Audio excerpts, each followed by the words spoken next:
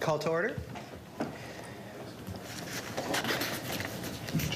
Welcome, everyone. And Joel Longfellow will lead the national anthem. Oh, Canada, our home and native land, true patriot love in all thy sons' command. Car ton bras se porte l'épée, il se porte la croix. Ton histoire est une épopée de plus brillant exploit. God keep our land glorious and free. Oh, Canada, we stand on guard for thee. Oh, Canada, we stand on guard for thee. Thank you, Joel. Thank you, Madam Acting Mayor. Okay. Confirmation of the agenda. Can I have a mover? Councillor Kenny and Councillor Main. All in favor? Okay. It's unanimous. Okay. Any disclosures of interest this evening? Seeing none. Okay. We'll now go to public hearing under the Planning Act. Dan? Over to you. Good evening, Deputy Mayor, members of council, staff, and those in attendance this evening. The purpose of this meeting tonight is pursuant to Section 17 of the Planning Act is to consider official plan amendment number 4, being the adoption of source water protection policies. I will get into the details of the amendment when I present the public meeting report 2017-128. But we should first discuss the method of the meeting notice that was given tonight. It was in accordance with Section 17 and 26 of the Planning Act and Section 3 of Ontario Regulation 543/06. Notice was also posted in the Niagara This Week, the Leader, on July 20th, and as well on our city's website. So tonight, Ms. Acting Deputy Mayor, I will present the public meeting report. We will then open the floor up to members of council if they have any questions to myself. We will then open the floor to those members of the public that wish to address council. I will then, now there will be an opportunity to ask the applicant or the individuals that come to the podium to have questions returned and back and forth dialogue.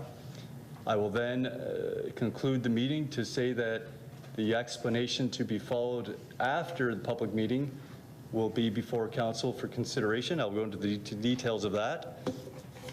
And then we will conclude the public meeting. Deputy Mayor. So basically, the public meeting report tonight, we prepared a quick PowerPoint presentation. And I guess it's important to understand how we got to this date, just based on the history of things. This all stems from the Walkerton tragedy, which then the province of Ontario wanted to protect the water supply for the population of across Ontario. So then came the Clean Water Act that was passed in 2007, and then the Conservation Authority, being the lead agency dealing with water quality, supply, and protection, introduced protection policies under the protection plan, which then required the city and all municipalities within the region to come into adoption within 3 years of their plan. So that is kind of the background. And as I mentioned, this all stems from the Clean Water Act. And what they essentially want to do is protect water supply. And so what they did, if I fast forward, they've created what they're calling protection zones, intake protection zones. And there are 2 areas within Port Colborne. There's protection zone number 1 and protection zone number 2. And we'll see when I flip to the next slide you will see the areas. Protection zone number 1 is the pink area. Protection zone number 2 is the yellow area. Those are the areas that were identified by the Conservation Authority and the board under the Clean Water Act. There was an actual committee that was formed, and this has been ongoing for quite some time. They've drafted the policies, and essentially, in the pink area, we all know that that is our intake water supply. And the yellow area is they don't want to have contaminants or any sort of spillage that would affect the intake area of water.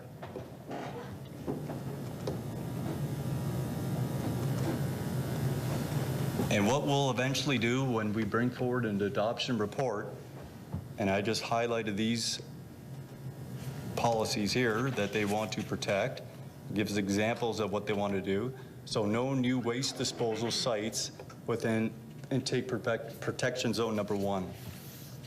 Again, no new waste disposal sites for the application of untreated septage to land within intake protection zone number 2. And they want to prohibit commercial storage of pesticides in a quantity greater than 2,500 kilograms, as they're considered a significant threat to intake number 1. They also want to stop the storage of road salt. They also consider that a threat. They want to regulate and protect the storm water systems that are untreated, where the storm sewer drainage area is at least 10 hectares and the predominant use is commercial and industrial. They also want to protect the discharge from wastewater treatment plants or combined sewer overflows of discharge of industrial effluent, because it's considered a significant threat as well. And any application for commercial or industrial development or the expansion, extension, or alteration of existing stormwater management facilities or the expansion of an existing commercial or industrial development is something else they want to ensure does not create a threat. What this also means for the city is to develop a source water protection plan that deals with stormwater drainage. So they want to develop a master plan. So that's something that engineering and operations will be tasked with to do. And that will be something that will be completed and brought forward to council one day. And that is to be done by October 1st, 2019. So there is some time. So that's basically the genesis of the amendment. One thing that I would like to inform council of, under the Clean Water Act, there is no possibility for an appeal. So once council adopts this, that is it. There's no mechanism to appeal. And so that, members of council, will conclude my quick overview of the public meeting report. And I will open the floor up to any member of council or you or yourself, Deputy Mayor, if there's any questions to myself. Okay. Councillor Main. Thank you, Deputy Mayor. I think we're headed in the right direction. And we're talking about storm sewers, and we have the new storm sewer project going on in the East Village. Is there anything that we've put in place to stop hazardous stuff coming out of that storm sewer into the outlets on the east side? I think there's 2 of them there, like a oil and debris catcher of some sort. Go ahead. Through you, Deputy Mayor, I'm going to refer that to Chris Lee, Acting Director, because he's involved with the stormwater plan on the east side. Go ahead, Chris. Through you, Deputy Mayor, to Councillor Main. The current system as it's designed does not have any oil separators within it. When the design was first implemented and then submitted to all the agencies for the approvals, that was never flagged in any of the approval process. So subsequently, it was never included in the original design works. It's not that it could not be installed at a later date if council chooses to fund that. Go ahead, Councilor Main. Through you, Deputy Mayor, to Chris.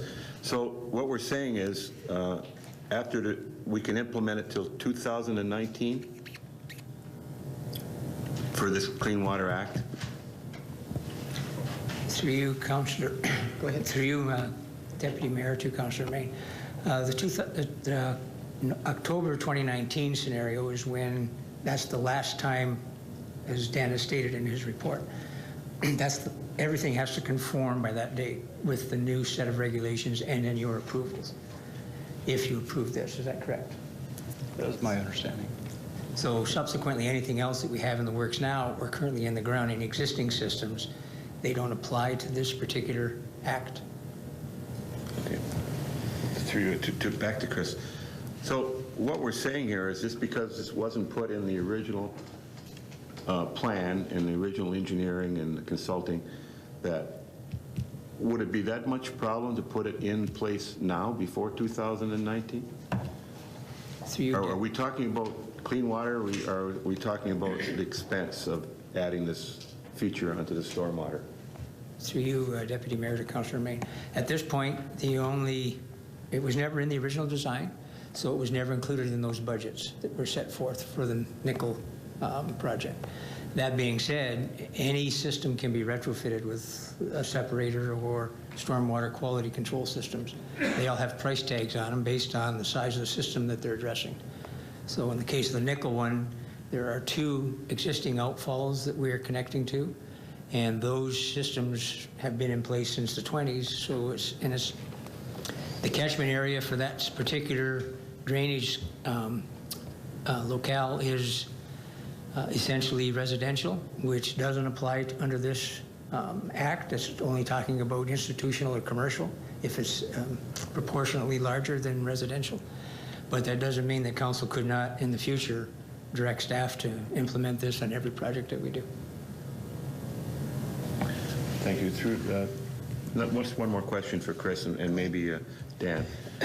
So what we're saying is those 2 storm sewers exits go right into the pink zone now. And I understand that, okay, they're predominantly in a residential area. But we do have the Vale, who has trucks coming in there periodically.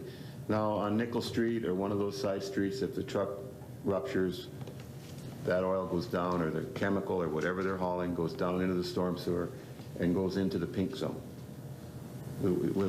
My point is, if we should retrofit this now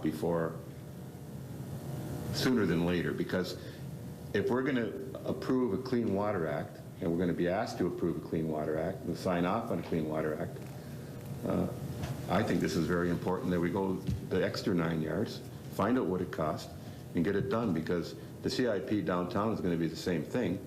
We put the storm sewers in, we're going to have that same problem that we're talking about now in the East Village. Any comment on that? To you, Deputy Mayor, to Councilor. No, you're absolutely correct. It's an issue that staff can address and bring forward with those pricings. That's not a problem in any way, shape, or form.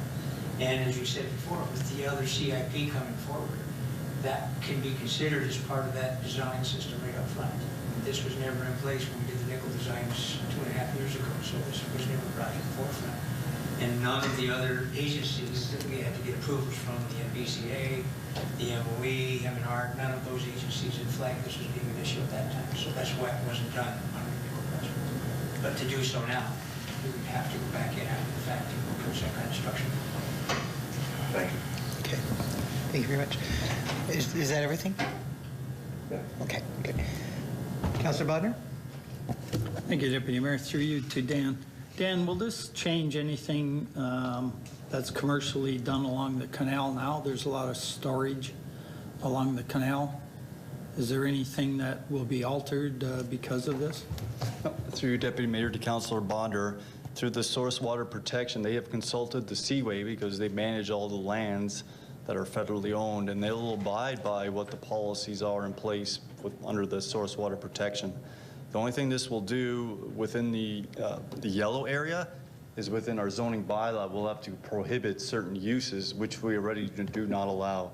For example, gas stations. That is a cause for concern because a tank can rupture, then spill through the groundwater, then empty its way down through the canal into the intake. So that's one of the issues and things that they want to stop and prohibit, because after the official plan, our zoning bylaw will have to be updated to then reflect the changes of land use.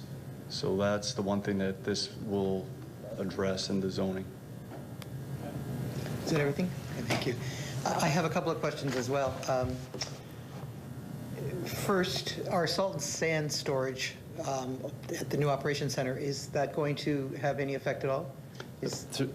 I can answer that. Okay. That location is outside of the intake areas. Okay. So that's, we're okay on that, we're on target. And my other question has to do with the oil separators that Councillor Main brought forward and the Nickel Street project. Would it be more cost effective for, if council were to decide to have a look at installing those now, or should that wait for the CIP to be, to take place in the future? To you, Deputy Mayor. As in any construction project, now is always cheaper than later. And those are decisions that, I mean, we can definitely bring something forward to council with some dollars and cents that would give you an idea of how you wanted to fund that then. Thank you. Would council like to see that? Yeah, Okay. Then I would ask that at a future meeting in the very near future, we could have something brought forward. Thank you. Yeah, that's, any other questions from council? No? Go ahead, Dan. Okay, thank you, Deputy Mayor. I would like to open the floor up to any member of the public that wishes to address council. And if you do, please state your name and address for the record. Thank you. My name is Jack Ellinger. Come up to the podium, Jai.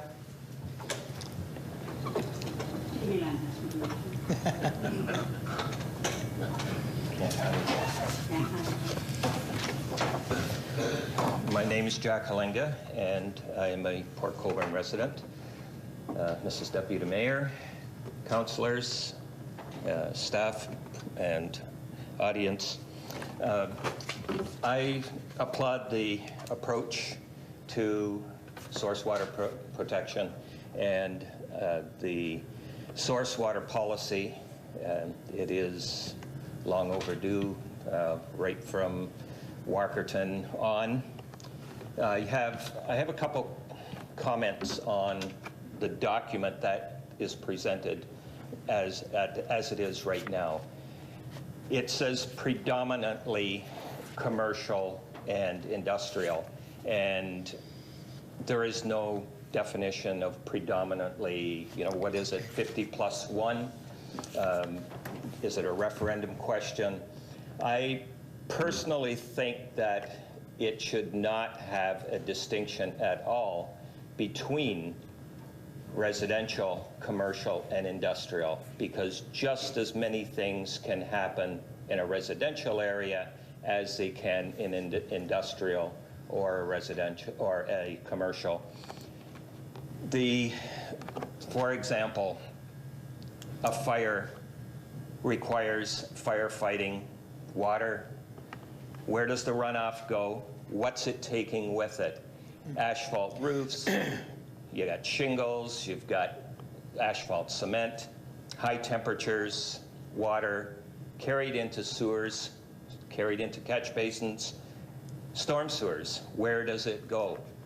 Well, if it's in the influence zone of the IPZ, then it's going to end up into the water course and into the intakes of the water treatment plant. The residential areas are not immune to accidents, vehicle accidents. You have a rear ender, a fuel line ruptures. Where does the fuel end up?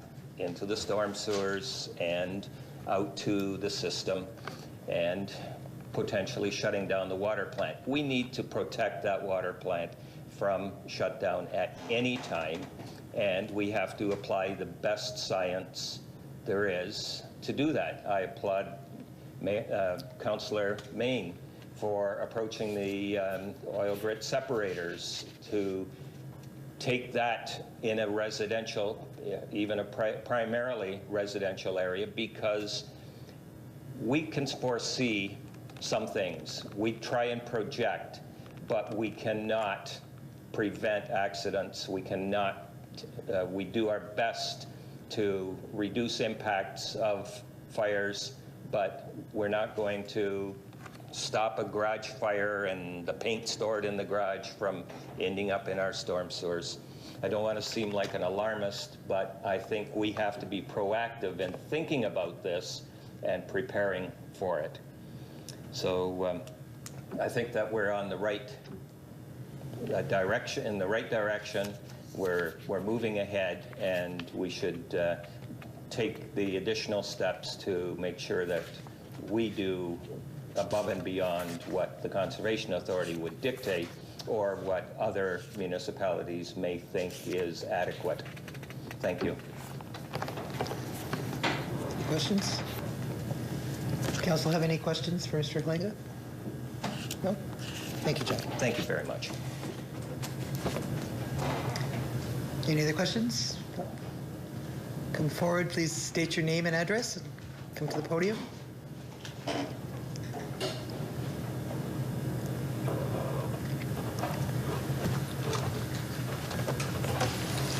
Deputy Mayor, councillors, staff, and guests. My name is Harry Wells, Port Colborne resident, Highway 3, on the east side of Port Colborne. I believe, as everybody else does, that this is a step in the right direction for everybody and for protecting the community of the city of Port Colborne. But the city of Port Colborne is much more than just this area. There are other water intakes within Port Colborne that have not been considered in this plan. And all I want to do is bring attention to that. Port Colborne sits on one of a large vulnerable aquifer. That large vulnerable aquifer provides the water for a lot of our agricultural and rural citizens and businesses. And in keeping with the official plan, which this amendment is for, the official plan does not segregate urban from rural, really, in protection. They are to be protected equally and the same. And in doing so, I would just like to ask for consideration of the intake sources of the rural areas, and particularly with regards to the Port Colborne quarries, which has exposed that vulnerable aquifer. As in that quarry, if it's allowed to develop, is a direct link to contamination of that vulnerable aquifer. And that could be done so quickly. We mentioned, there was a mention by Dan about Walkerton, which is a rural setting that affected well rurally. Well, that is a basic water interceptor, the quarries, and they're looking to expand them even further. So that is going to be a major catchment for potential contaminations. So I think we need, as a city, to protect it and to be consistent with our official plan in many areas, and I could go through that if you would like, but keeping it short tonight, my only emphasis is here is to take into consideration in their policies that we develop for our official plan for source water protection is that we should include rural sources of water. And the one of particular interest right now, because there has been some debate and discussions in regards to conversion of the quarries to a highly heavy industrial development area, which has direct contact with the ground aquifer as well as stormwater discharge directly to the canal, which may not affect us, but it could affect Welland. So I'm asking council and planning to take into consideration not just these two zone protection areas, but the other zone protection areas that have a high potential for contamination that could affect a large portion of our community. Okay, thank you. Any questions for Mr. Wells? Oh, sorry, Dan.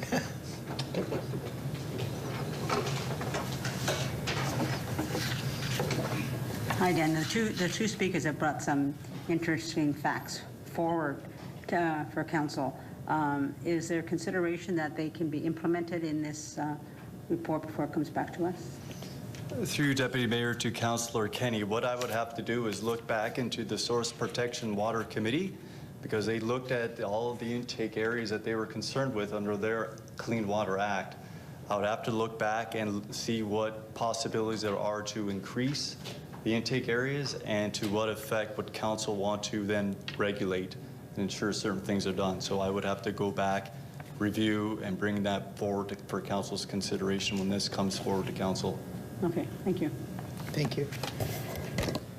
Councillor Bodner? Yeah, that was my consideration also. Does what Harry and Jack are talking about fit in this, or does that become a separate issue? So basically what B was talking about. So we'll wait to see what you come back with in your report.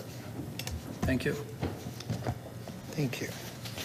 Any other questions? Councillor May? Thank you, Acting Mayor. Just a question to Dan. It just passed through here.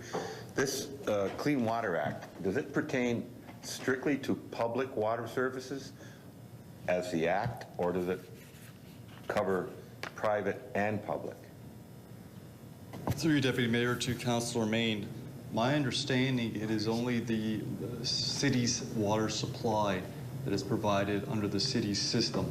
Again, based on Councillor Kenny's question, I'll have to go back to see if it also applies to rural water supply, because I'm not sure if under that regulation of the Clean Water Act, is it meant for private services or is it meant for urban area only services? Thank you, Dan. Thank you. Any other questions? Councillor? No? Go ahead, Dan. Thank you, Deputy Mayor. I would like to read the following. I'm assuming there's no other presentations coming to council.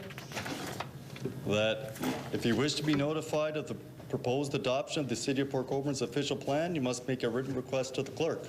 Only those persons or public bodies that give the clerk a written request for the adoption bylaw will be given such notice. We do have the sign-in sheet at the back of the room. I would suggest that any resident or member of the public that wishes to receive notice, then please sign that and give your email address if you have that. It would really speed things up. Deputy Mayor, once we actually review the public meeting discussion, residents that went to the podium, we will bring forward the recommendation report for council's consideration once that report is done. Thank you. Thank you. Okay. Move for adjournment. Councillor Kenny, Councillor Bodner, all in favor? Okay. Thank you. Meeting is adjourned. And we'll move into our regular meeting of the Committee of the Whole. Call this meeting to order. Do we have any addendum or delegation items? Thank you. None this evening. None this evening. Thank you. And confirmation of the agenda. Councillor Kenny, Councillor Bodner. All in favor? Yes, okay. Any disclosures of interest? None. And move on to adoption of the minutes. The regular meeting of the Committee of the Whole, 1717, held on July 24th, 2017. Can I have someone want to move that? Councillor Kenny, Councillor Main, all in favor? Okay, that's unanimous. Determination of items requiring separate discussion. Councillor Danch? Number one. Anyone else? Seeing none. Approval of items not requiring such separate discussion. Councillor Bodner, Councillor Main, all in favor? Okay.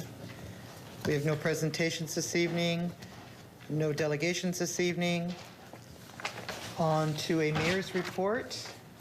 Okay, well, I have no standard mayor's report. I do, there is something that has come to my attention that we need to clear up as a council. we need a resolution saying that the Berkeley event coming up, the Berkeley fishing event, is a municipally significant event. This is to go along with the licensing needs for the AGCO. So can we get, I'm going to read the resolution and see who will move this, that the City of Port Colborne and Professional Sports Fishing Organization enter into an agreement for the Canadian Fishing Championship to be held at Sugarloaf Marina on August 18th to 20th, 2017, and August 17th to 19th, 2018, and that the appropriate bylaw be prepared authorizing the mayor and the city clerk to execute and sign the agreement on behalf of the City of Port Colborne, the Corporation of the City of Port Colborne. Okay. However, in order for the special event license to be permitted for the Berkeley Fishing Championship, the Alcohol and Gaming Commission of Ontario requires specific wording to declare this a municipally significant event. Okay, and that is that the Canadian Fishing Championship Berkeley B1 to be held at the Sugarloaf Marina on August 18th to 20th, 2017, August 17th to 19th, 2018, be designated as an event of municipal significance. Do I have a mover? Councillor Bodner, a seconder. Councillor Main, all in favor? Okay, thank you. It's unanimous, so we covered that. That's good. All right. Okay, now Regional Councillor Barrick is not here this evening, so there will be no Regional Councillors report. Moving on to Councillors' items. Councillors? Councillor Bodner. Thank you, Deputy Mayor. Through you to, I guess, Chris. And I know this isn't really on our plate, but it's the Bell 5 that's going down along the lake. And I got a call from one business that is anxious to get this this fiber optics cable on Weaver Road, Lorraine Road, and can't get any information as I think we're limited to what we're going to get from Bell. But can we make some inquiries just to see what the overall plan is? Is it simply to, run along the lake? Are they going to come up those side roads? It's pretty important for modern day businesses to have, access to this. So you have any options for us, Chris? Through you, Deputy Mayor, to Councillor Bodner. Actually, I'll use the term wing of Bell that is installing the fiber optic is a bit, I'll call it dysfunctional. We're having a hard time even getting them to get municipal consent permits. So we've been after Bell locally through the regional office in St. Catharines to try and control the Markham group that's doing the install of the fiber. That being said, we can try to keep those channels open, no pun intended, and see what we can find in the future as to what they're really planning. At this point, we are currently lucky if we get a day's notice that they're actually showing up to do some work. So it appears that the left hand and the right hand aren't communicating at Bell. But we will do our darndest to try and find something out. All right, I think that's good. On that point, I have another one, if that's okay.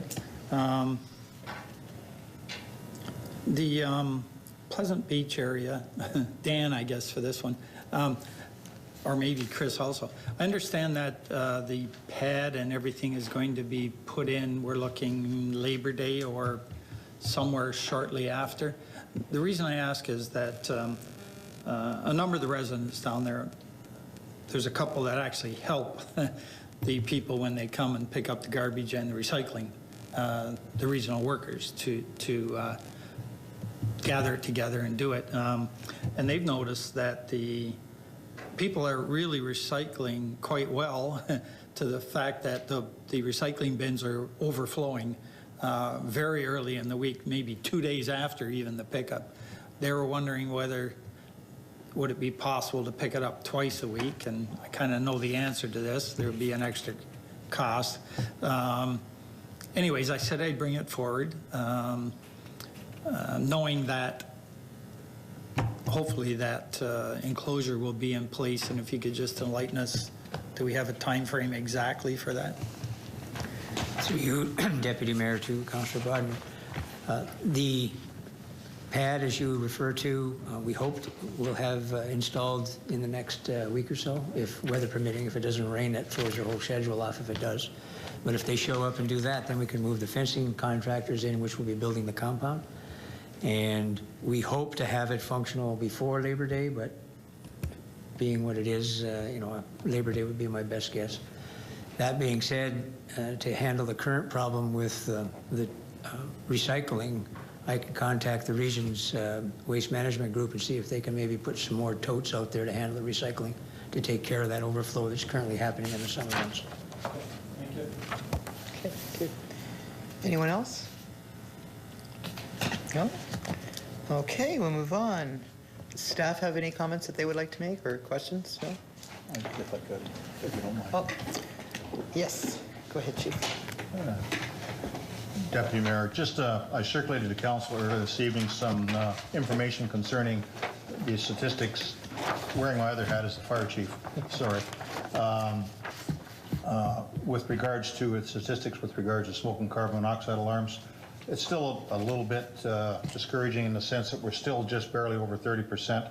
The numbers that you have in front of you tonight are for single family homes, townhouses, or duplex, or not duplexes, but semi-detached. So we've been into 756 homes. We've had refusal of entry 24 times.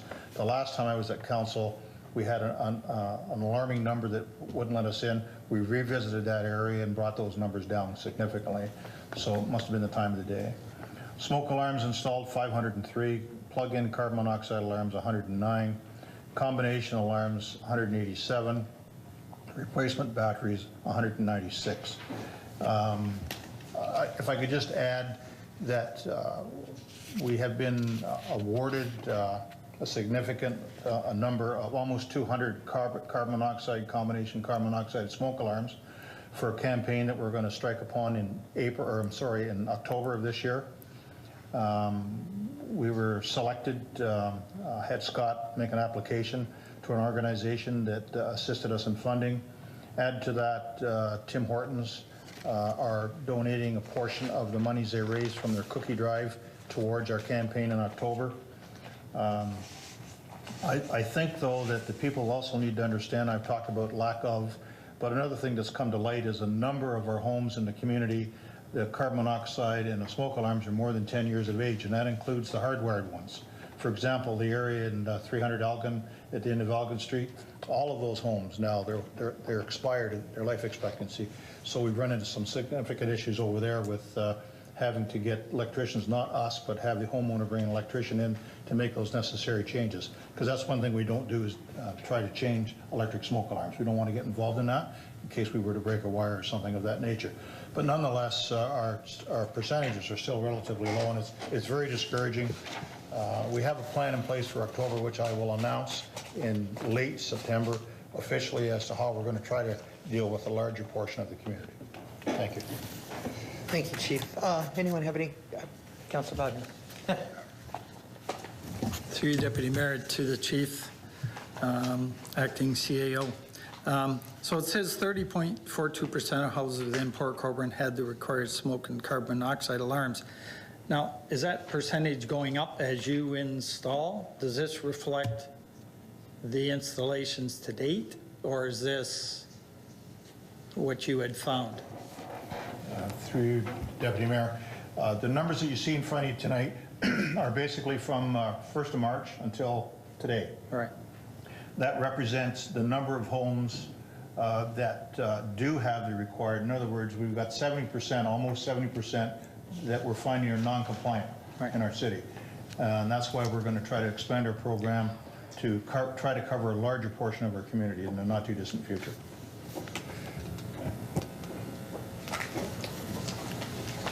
Is that it? Anything else, Councilor Bowden? Okay, thank you. Does anyone else have any questions for the Chief? Our CAO?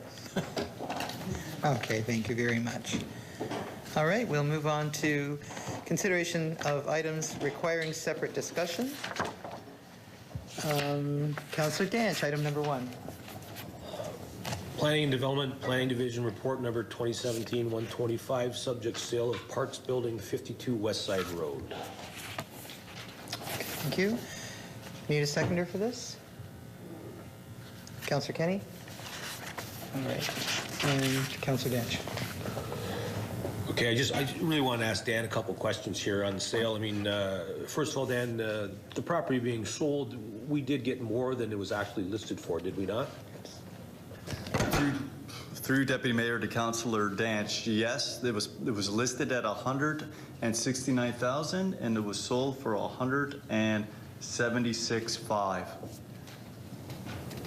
Okay, thank you on that one. Once again, through Deputy Mayor to Dan, the property now that's been sold, are we going to have to do anything like we did at the arena where we had to put in sidewalks and curbs and barriers and all that kind of stuff? Because I know we spent a lot of money on that. Are we going to be able to just put some money in the bank here and walk away with this one, or? Through Deputy Mayor to Councillor Dance, absolutely not. There will be no expenses by the City of Port Colborne, and the monies towards the sale will go in reserve for the Operations Center. And once again, through you, and that's good to hear, Dan. I'm glad we moved this property sooner than later. We hung onto that arena for a few years, and I don't know, did we sell it for too little? I mean, everyone's got their opinion, but nice to know that this is off the books and we can get into our new operations center, which I hopefully are going to be getting a tour of fairly soon. Thank you. Thank you, Councillor Dench. All right. All in favor? Unanimous? There we go. That is passed. All right. Do we have any notices of motion? Seeing none, we move to adjourn. That's the next one you want. All right. Councillor Tanch, do we have a seconder? Councillor Kenny. All in favor? Okay. This portion of the meeting is adjourned. And we'll move on to our regular meeting of council. Okay. Call this to order. Introduction of addendum items. There are none, correct? Okay. Confirmation of the agenda. Councillor Bodner. Councillor Kenny. All in favor? There we go. Any disclosures of interest? Seeing none. Okay. Adoption of the minutes. We can do this in block. Special meeting of council 2117 held on August 24th, 2017. Regular meeting of council 2217 held on July 24th, 2017. Do I have a mover? Councillor Main, Councillor Kenny, all in favor? Okay, those are adopted. Determination of items requiring separate discussion? Seeing none. Approval of items not requiring separate discussion? Sorry. Okay. Consideration of items requiring, okay, we don't have to do this part. Pardon? Okay, we need a mover and seconder on the approval. Councillor Danch, Councillor Bodner, all in favor? There we go, that's passed. Okay. Consideration of items not requiring, we don't do that part, right? No. Proclamations, there we are. Okay, we have, can we do these in block? Okay, we'll do this in block then. Commemoration of the Battle of Britain Week, September 15th, 22nd to the 22nd of 2017, and Prostate Cancer Awareness Month, September 2017. Can I get a mover? Councillor Bodner, and a seconder, Councillor Main. All in favor? That is unanimously passed. Okay. Minutes of boards, commissions, and committees. Again, we'll do this in block. Minutes of the Port Colborne Active Transportation Advisory Committee meeting of June 5th, 2017, and minutes of the East Village Neighborhood Improvement Task Force meeting of June 12th, 2017. Can I get a mover? Councillor Kenny, seconder, Councillor Main, all in favor? All in favor? Being funny. Okay. That's carried. All right. Consideration of bylaws. Thank you, Deputy Mayor, that the following bylaws be enacted and passed. Bylaw 6504-7117, being a bylaw to declare 52 West Side Road as surplus to the city's needs and to authorize entering into an agreement of purchase and sale. Bylaw 6505-7217, being a bylaw to amend bylaw 61319714, being a bylaw to impose development charges for the city of Port Colborne. And finally, bylaw 65067317, being a bylaw to adopt, ratify, and confirm the proceedings of the Council of the Corporation of the City of Port Colborne at its special and regular meetings of August 14th. Okay, thank you. Okay, the council will now move into closed session. Okay, sorry, mover and seconder for the bylaws. Councillor Kenny, Councillor Bodnar, all in favor? That's carried. All right, we're going to move into closed session now. We need a motion to go into closed session, that the council do now proceed into closed session in order to address the following matters. A, Community and Corporate Services Clerk's Division Report number 2017-126, subject appointment to boards and committees pursuant to the Municipal Act 2001, subsection 239(2)(b. Personal matters about an identifiable individual, including municipal or local board committee employees. Okay. Any mover and a seconder for that? Councillor Kenny, Councillor Bodnar, all in favor? Okay. We'll move into it now. We're moving into closed session.